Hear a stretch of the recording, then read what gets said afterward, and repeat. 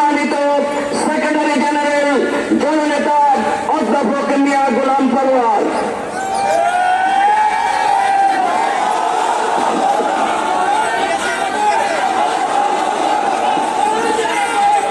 السلام عليكم ورحمة الله وبركاته. الحمد لله رب العالمين، الصلاة والسلام على سيد المرسلين وعلى آله وصحابه أجمعين. বাংলাদেশ জামাত ইসলামের উদ্যোগে আজকে এই বিক্ষোভ মিছিল পূর্ব সমাবেশ আপনারা সব জেনেছেন এবং সবাই সচেতনভাবে লক্ষ্য করছেন।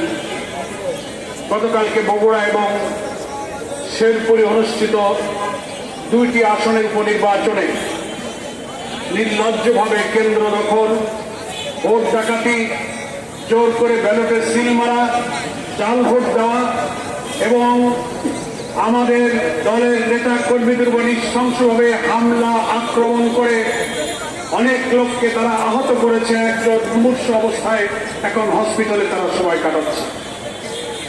আমরা গতকালকেই প্রেস ব্রিফিং করে নির্বাচন চলাকালে দুপুর 12টা পর্যন্ত সমস্ত অনিয়মের প্রতিবাদ জানিয়েছি। প্রধান নির্বাচন কমিশনের দপ্তরে লিখিতভাবে অভিযোগ জানিয়েছি।